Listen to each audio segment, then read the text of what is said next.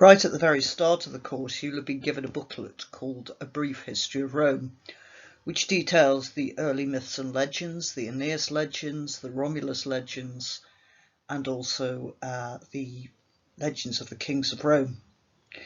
In that booklet, you'll also find that you were given a list of the magistracies of Imperial Rome, of Republican Rome. And what we want to do is look here at the way that Augustus presents himself as a ruler or a leader in the res Gestae. He did not want to portray himself as doing anything different to previous rulers. We mustn't forget that Julius Caesar, as he slowly extended his powers, upset the Senate too much. So Augustus, in the res Gestae, is going to go out of his way to claim that he is simply a constitutional ruler in the same way that every other republican has been. The period up to Augustus was known as the Republic, and in fact Augustus just simply claimed to be restoring the Republic. He didn't like to claim that the way that he ruled was any different to the way that Rome had been ruled for hundreds of years before. So it's important that you remind yourself really of these magistracies, and I think you've seen this triangle before. You'll certainly find it in that Brief History of Rome booklet, and there should be a copy of that on Moodle somewhere.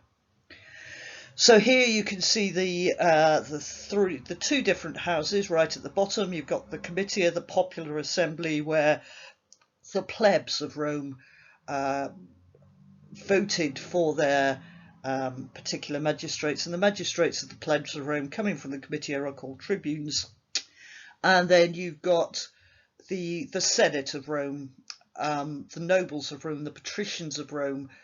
Under Augustus, you needed at least 1 million sesterces to actually sit in the Senate. And the Senate elected magistrates such as the consuls, the praetors, the aediles, and the quaestors, on something called the cursus honorum, the ladder of office. Let's have a look at these various magistracies. So these are the offices under the Republic. This is the Senate itself, so this is like the upper house, I guess a little bit like our House of Lords.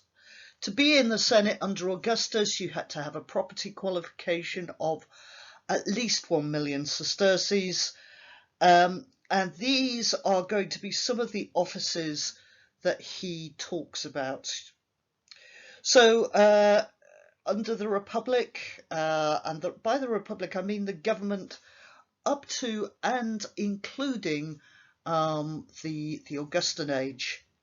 So the office of consul, there were generally two of those. They're like our prime minister. The job was to preside over meetings of the Senate, to implement Senate decisions.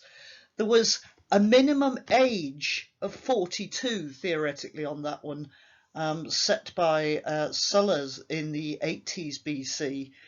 And to be a consul, after you had been a consul, you then became a proconsul, and that means a consul after the year of office.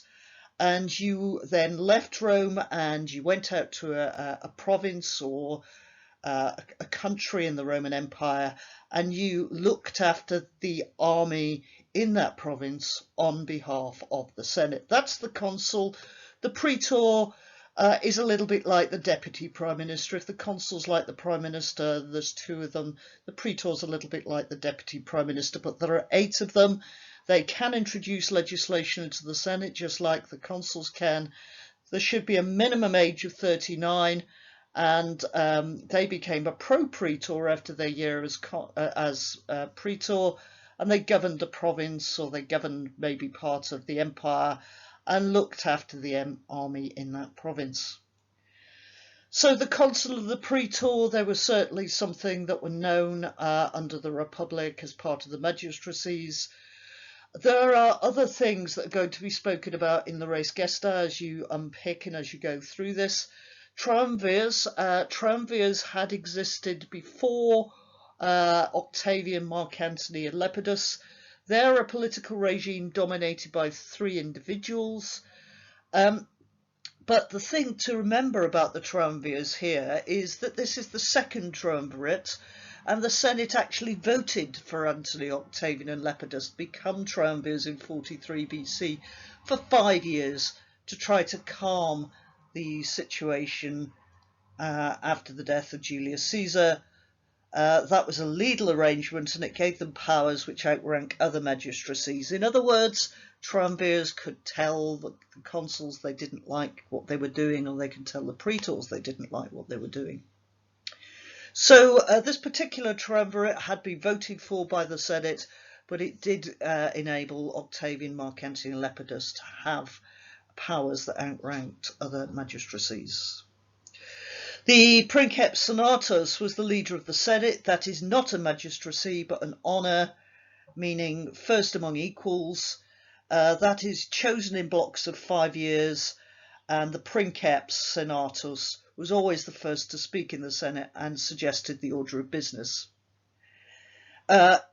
We all call Augustus the princeps, it's short for princeps senatus, the first among equals, but in fact there had been a first among equals, a leader of the Senate prior to Augustus. There have been consuls prior to Augustus.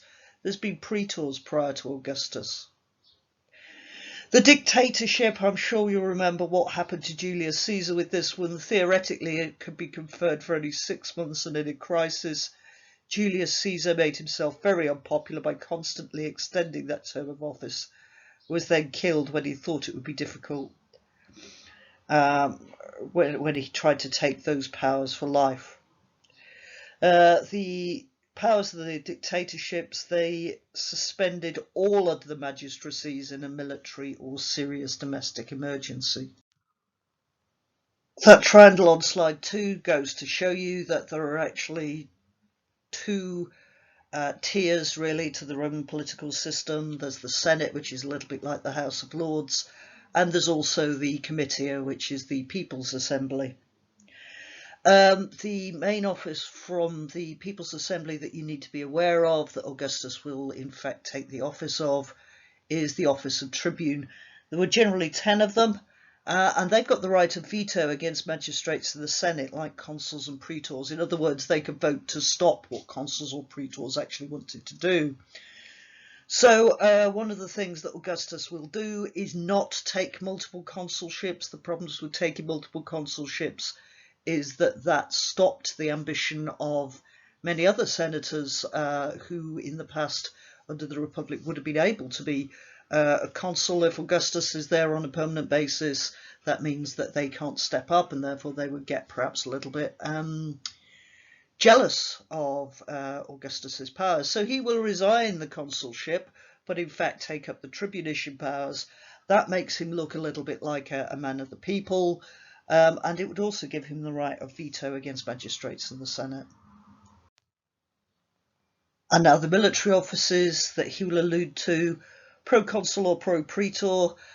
We've talked about this before really on slide 3. You were a consul, which is one of 2 offices, which is a little bit like our Prime Minister, and then you became a proconsul after that year of office. And you were sent out to a province in the Roman Empire to look after that province on behalf of the Senate, and that gave you control of an army. One of the big problems is that for a number of years, proconsuls had been using those armies to march back on Rome and demand what they wanted to do, and to be entirely honest with you, Augustus was no different to that. It's exactly what Augustus were to do.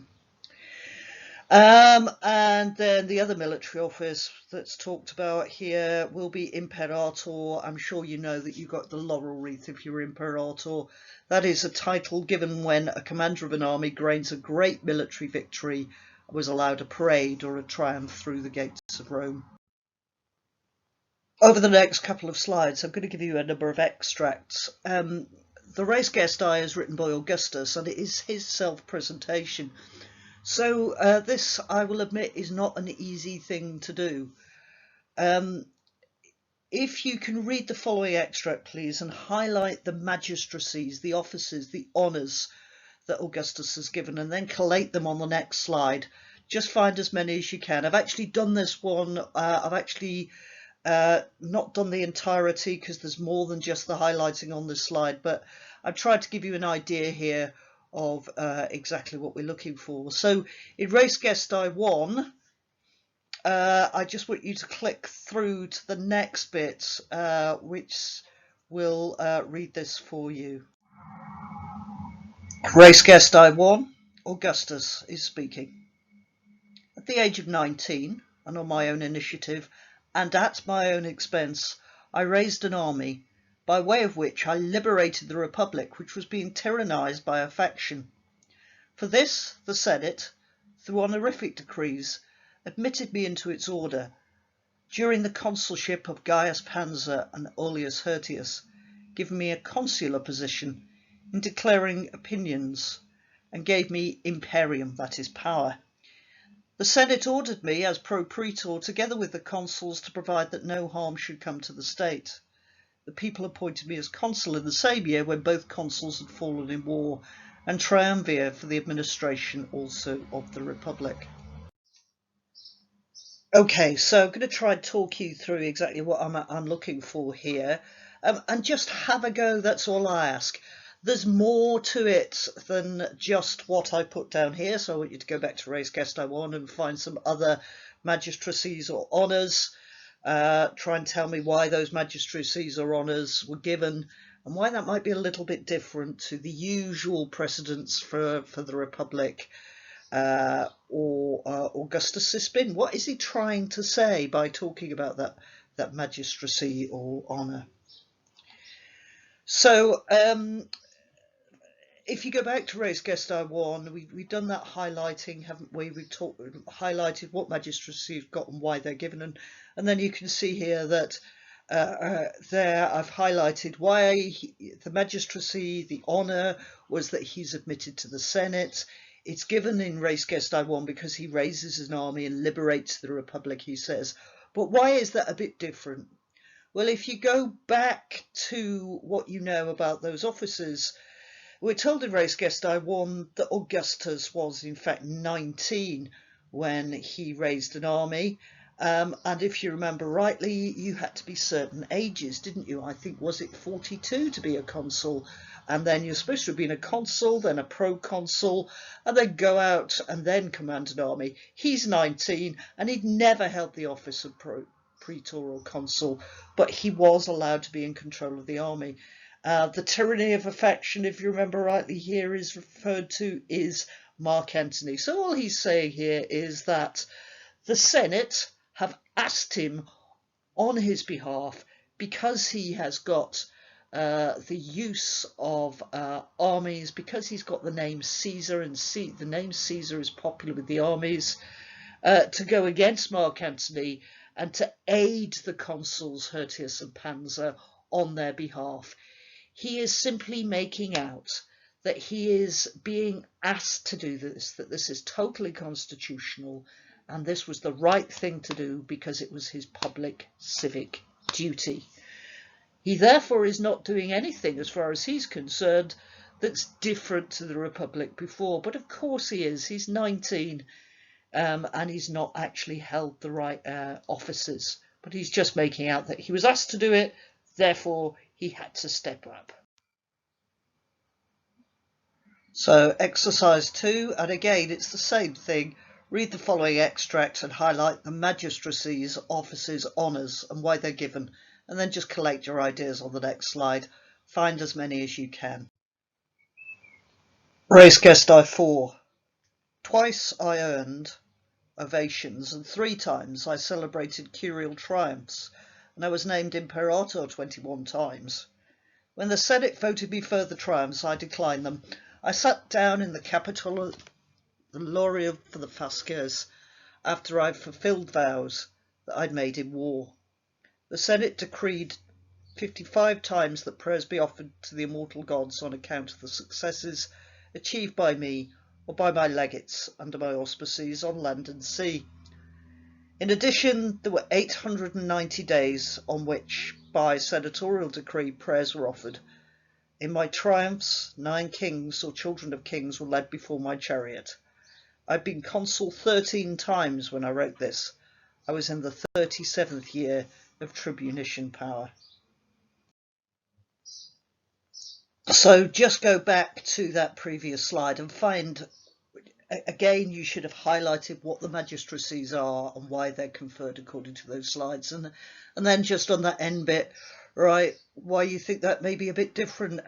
Here you might want to look at maybe the amount of times that he boasts about getting things, or why he says that he's not going to continue to allow the Senate to keep giving him magistracies, for instance. Why is he doing that? What is his spin there? What's he trying to portray himself as? Res Gestae 5. When the dictatorship was offered to me by the Senate and people, in both my absence and my presence during the consulship of Marcus Marcellus and Lucius Aruntius, I refused it. I did not refuse at the height of the grain scarcity to take charge of the grain supply, administering it in such a way that within a few days I freed the whole population from fear and immediate danger at my own cost and effort. At that time the consulship was also offered to me to be held each year for the rest of my life, but I refused it. If you remember rightly, the dictatorship, if you go back to slide 3, I think it is, where it talks about the various magistracies, the dictatorship was only ever supposed to have been for 6 months, and in the case of an emergency was it conferred on a paid person. But you remember that Julius Caesar just kept taking first for 6 months, then for a year, then a little bit longer, then a little bit longer, each time ratified by the Senate. But in the end, he was going to be dictator for life. But it's at that moment they decide that Brutus Cassius decides he's taken too much power. So the dictatorship was a constitutional office held under the Republic that Julius Caesar, you might say, had abused. Now, that's the clue to what you're looking for here. Look at the magistracy, look at why it was given, and look at what he says about it here. So if you listen to my audio on the previous slide, I'm pretty sure that you know that you're writing here now, magistracy, honour, that's going to be dictatorship, isn't it? Why it would be conferred this time, why he's turned it down. Why is that a little bit different? What is he saying? What is he trying to portray himself here? What's his spin on that? And can you find any other honours or magistracies that he's talked about in that previous passage, and why he's talked about them in the way that he is? This is talking really about the kind of leader that he's making himself out to be. Same exercise. You just need to highlight the magistracy and why it's given and what he says about it here. Res Gestae 6. In the consulship of Marcus Licinius and Quintus Lucretius, and afterwards when Publius Lentilius and Gnaeus Lentilius were consuls, and thirdly when Paulus Fabius Maximus and Quintus Tibero were consuls, by the consent of the Senate and the people of Rome, I alone was to be responsible for the laws and morals with supreme power. I received no magistracies that were not in the keeping with the customs of our ancestors, and what the Senate wished me to do, I carried out through tribunician power. 5 times I myself asked for and accepted from the Senate a colleague in that power. Okay, so let's have a look at Res Gestae 6. There's an awful lot in this, actually. He talks here, notice the words, the consent of the Senate and the people of Rome. The fact that he mentions so many of these fellow consuls, he's no different to them. But there's a couple of things here that need picking out, really, as you do this. He says that he's responsible for the laws and the morals with supreme power. He claims that he'd never held the censorship. The censorship was where you were able to say who went in and who went out the Senate, and you basically set the moral tone for the Roman Senate. And he says here, I alone was to be responsible for the laws and morals, and yet elsewhere he says he'd never held the censorship. So there's the implication in there that he may well have held censorship powers, if not the office itself.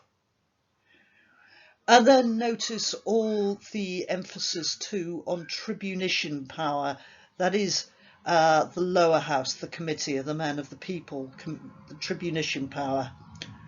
5 times he asked for it, and he was given it a colleague with tribunician power. In other words, he never took too much power himself. So I'm rather hoping that's helped you out quite a bit with that particular passage. Res Gestae 7, I was triumvir for the organisation of the Republic for 10 continuous years. I was first in the Senate up to the time of writing for 40 years. I was Pontifex Maximus, augur, one of the 15 commissioners for performing priestly duties, one of the 7 priests responsible for sacred feasts, Averil brother, companion of Titius, fetial priest. Pontifex Maximus, augur, 15 commissioners. This should remind you of what you see on the side of the Arapakis as well.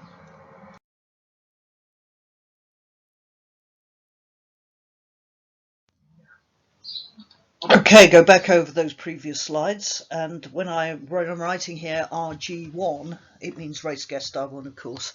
So this is exercise 6, and you're asked here to summarise Res Gestae 1 to 7. What is Augustus saying about the following things? So go back to Res Gestae 1, that slide on Res Gestae 1, the reasons that he became a senator. Why does he say that? The reason the Senate put him in charge of an army in Res Gestae 1. Why? What does he say about that following thing there? What about the reason he didn't get too many triumphs? Res Gestae 4. Or the dictatorship of Res Gestae 5. Or getting the consulship for life in Res Gestae 5. Or the sort of magistracies he might be given in Res Gestae 6. Why do you think he ruled through tribunician power? Go back to those earlier slides. What exactly was special about tribunician power? What powers did that actually give Augustus? And what propaganda value has he got through taking powers that come through the committee, the ordinary people? Think about him being Princeps Senatus, first in the Senate from Res Gestae 7, or Pontifex Maximus from Res Gestae 7. Remember that he could quite easily have had Lepidus killed and taken the Pontifex Maximus office off him, but he does not, and he waits until Lepidus is dead. Never forget that the Res Gestae is written by Augustus himself. It's what he wants us to know about various things. So what sort of leader does Augustus want to present himself as, and why in the Res Gestae?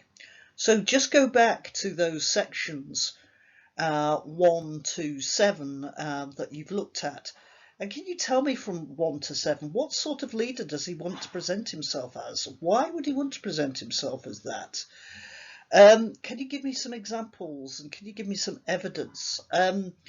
So don't forget there, it's point, evidence, explain, and it's just simply what sort of leader does he want to present himself as? Why? Go back to those Res Gestae things and pick bits out and show me how he is presenting himself as a leader, maybe in the style of the Republic.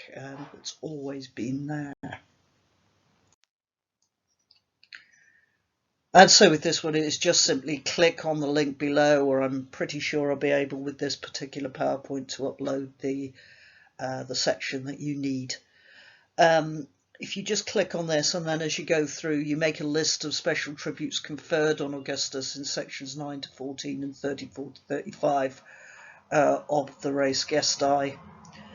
And you'll find that the other thing I want you to do, so A is just make a list of the special tributes conferred on Augustus, and if possible the reasons that he's given those special tributes, and then B, what do you think he's trying to emphasize through talking about these particular powers?